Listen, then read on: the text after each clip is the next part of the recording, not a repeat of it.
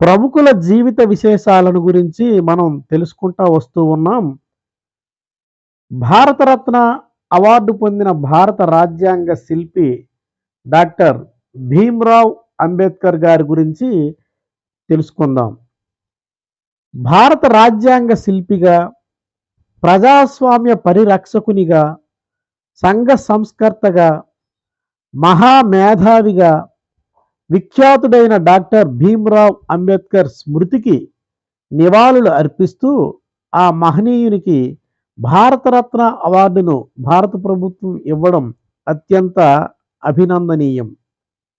బాల్యంలోనే అడుగడుగునా బాధలకు, అవమానాలకు గురి అయి బీదరికాన్ని ఎదుర్కొంటూ స్వయం కృషితో, స్వీయ ప్రతిభతో స్వతంత్ర భారతదేశంలో కేంద్ర మంత్రి పదవిని అలంకరించిన మహామనీషి శ్రీ బాబాసాహెబ్ అంబేద్కర్. లోకమాన్య బాలగంగాధర్ తిలక్, మహర్షి కార్వే వంటి అగ్రనాయకులు జన్మించిన మహారాష్ట్రలోని రత్నగిరి జిల్లాలో మందన్ఘాట్ పట్టణానికి దగ్గరున్న అంబావాడే గ్రామంలో మెహర్ కులానికి చెందిన రామ్జీ సక్పాల్, భీమాబాయి దంపతులకు 14వ సంతానంగా జన్మించినవాడు అంబేద్కర్. జననం 1891 ఏప్రిల్ 14న. భీమ్రావును తండ్రి చాలా క్రమశిక్షణతో పెంచాడు. బాల భీమ్రావ్ ప్రతిదినం రామాయణం, భారతం, తుకారాం, మరో పంతుల భజన గీతాలు గానం చేసేవాడు. ఆ కుటుంబం శాకాహారం మాత్రమే సేవించేది. మెహర్లను అస్పృశ్యులుగా పరిగణించిన కాలం అది. వేసవి సెలవుల్లో మామగారున్న గోరేగావ్కు భీమ్రావ్ అన్న మేనల్లులతో పాటు వెళ్ళాడు. అక్కడుంటున్న మామ స్టేషన్కు రాలేకపోయారు. స్టేషన్ నుండి గ్రామానికి వెళ్ళటానికి బండిని కుదుర్చుకున్నాడు. కొంత దూరం వెళ్ళిన తరువాత బండివాడికి వీళ్ళు మెహర్ కులస్తులని తెలిసింది. అందరినీ బండి నుండి దిగమన్నాడు. ఎండాకాలం. పిల్లలు ఆ బండివాడిని బతిమాలుకున్నారు. 2 బాడుగ ఇస్తామన్నారు. భీమ్రావ్ అన్న బండితో తోలేటట్లు, బండివాడు నడిచి వచ్చేటట్లు మాట్లాడుకున్నారు. ఆకలి దప్పులతో అలమటిస్తూ అర్ధరాత్రికి గోరేగావ్ చేరారు పిల్లలు. వీధి కుళాయి నీరు తాగుతూ ఉన్న భీమ్రావును కొట్టి మంచినీరు త్రాగకుండా గెంటివేశారు. కులం పేర భీమ్రావును అవమానాలకు గురి చేశారు. రామ్జీ సతారా వదిలి పిల్లల చదువు కోసం బొంబాయి చేరాడు. భీమ్రావ్ ఎల్ఫిస్టన్ హై స్కూల్లోని చేరి మెట్రికులేషన్ పాస్ అయ్యాడు. సంస్కృతం చదువుకోవాలని ఆశించాడు. కులం అడ్డు వచ్చింది. ఇష్టం లేకున్నా పర్షియన్ భాష చదివాడు. 16వ సంవత్సరంలో పెద్దలు అతనికి పెళ్లి చేశారు. బరోడా మహారాజు సాయాజీరావు గైక్వాడ్ ఇచ్చిన ₹25 విద్యార్థి వేతనంతో 1912లో బిఏ పరీక్షలో నెగ్గాడు. పట్టభద్రుడైన వెంటనే బరోడా సంస్థానంలో ఉద్యోగం లభించింది. కానీ పై చదువులు చదవాలన్న పట్టుదల వల్ల ఉద్యోగంలో చేరలేదు. మహారాజుకు తన కోరికను తెలిపాడు. విదేశంలో చదువు పూర్తి చేసిన తరువాత బరోడా సంస్థానంలో 10 ఏళ్లు పనిచేసే షరతుపై 1913లో రాజాగారి ఆర్థిక సహాయం అందుకొని కొలంబియా విశ్వవిద్యాలయం చేరాడు. 1915లో ఎంఏ, 1916లో పిహెచ్డి డిగ్రీలను సంపాదించాడు.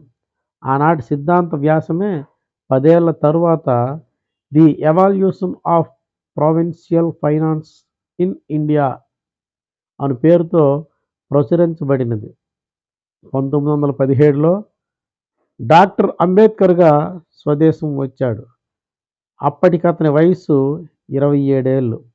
అస్పృశ్యుడొకడు అంత గొప్ప పేరు సంపాదించుకోవడం ఆనాటి అగ్రవర్ణాల వారికి ఆశ్చర్యం కలిగించింది. మహారాజు గారి మిలిటరీ కార్యదర్శి అయ్యాడు. కానీ ఆఫీసులో నౌకర్లు కాగితాలు ఆయన బల్లపై ఎత్తివేసేవారు. కొల్హాపూర్ మహారాజు సాహు మహారాజ్ అస్పృశ్యత నివారణకు ఎంతో కృషి చేస్తూ ఉండేవాడు. మహారాజా సహాయంతో అంబేద్కర్ మూక్ నాయక్ అనే పక్షపత్రికకు సంపాదకత్వం వహించాడు. 32 సంవత్సరాల వయసులో డాక్టర్ అంబేద్కర్ బార్ అట్లా కొలంబియా విశ్వవిద్యాలయం నుండి పిహెచ్డి, లండన్ విశ్వవిద్యాలయం నుండి డిఎస్సి పట్టాలను పొందాడు. కానీ ఆఫీసు జవానులు కూడా ఈయనను అస్పృశ్యుడిగా చూశారు. 1927లో మహద్లో దళిత జాతుల మహాసభ జరిగింది. మహారాష్ట్ర, గుజరాత్లు నుండి కొన్ని వేల మంది వచ్చారు. మహద్ చెరువులోని నీటిని త్రాగుటకు వీలు లేకుండినది. అంటరాని వారికి ఆ చెరువులో ప్రవేశం లేకుండినది. అంబేద్కర్ నాయకత్వంలో వేలాది మంది చెరువు నీరు స్వీకరించారు. ఈ సంఘటన మహారాష్ట్రలో సంచలనం కలిగించింది. 1927లో అంబేద్కర్ బహిష్కృత భారతి అనే మరాఠా పక్షపత్రిక ప్రారంభించాడు. ఆ పత్రికలో ఒక వ్యాసం రాస్తూ అంబేద్కర్ ఇలా అన్నాడు: తిలక్ కనుక అంటరానివాడుగా పుట్టుంటే స్వరాజ్యం నా జన్మ హక్కు అని ఉండడు. అస్పృశ్యత నివారణే నా ధ్యేయం, నా జన్మ హక్కు అని ప్రకటించి ఉండేవాడని వ్రాశాడు. అంటే ఆనాడు అంబేద్కర్ కులతత్వవాదుల బాధను ఎంతగా అనుభవించాడో తెలుస్తుంది. 1927లో ఛత్రపతి శివాజీ త్రిశతి జయంతి ఉత్సవాలు మహారాష్ట్ర అంతటా గొప్పగా జరిగాయి. అంబేద్కర్ను సాదరంగా ఆహ్వానించాడు. కోలాబాలోని ఉత్సవ సంఘాధ్యక్షుడైన బ్రాహ్మణుడైన పలాయ శాస్త్రి ఆ ఉత్సవాలలో ప్రసంగిస్తూ అంబేద్కర్ పేష్వాల సామ్రాజ్య పతనానికి ముఖ్య కారణం అస్పృశ్యతను పాటించడమే అన్నాడు. 1927 డిసెంబర్ 25న అంబేద్కర్ మనుస్మృతిని బహిరంగంగా కాల్చటం మరో సంచలనం కలిగించింది.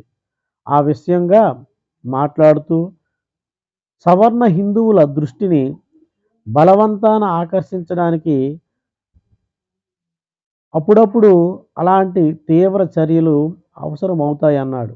అంతేకాదు మనుస్మృతిలోని అన్ని భాగాలు నిందనీయాలు కావు అన్నాడు. 1931లో రెండవ రౌండ్ టేబుల్ సమావేశ సన్నాహాల సందర్భంగా అంబేద్కర్ గాంధీజీని కలుసుకున్నాడు.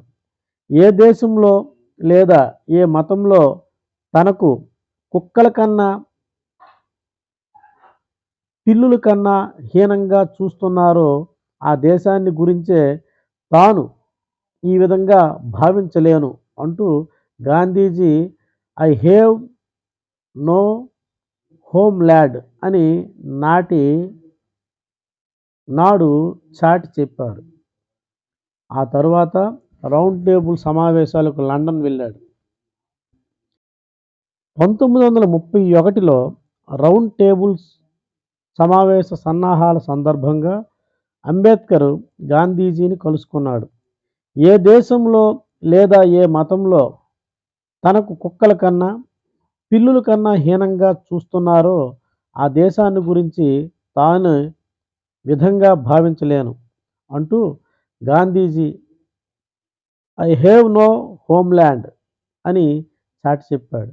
ఆ తర్వాత రౌండ్ టేబుల్ సమావేశాలకు లండన్ వెళ్ళాడు. 1932లో బ్రిటిష్ ప్రభుత్వం కమ్యూనల్ అవార్డును ప్రకటించింది. దాని ప్రకారం అస్పృశ్యులకు ప్రత్యేక స్థానాలు లభించాయి.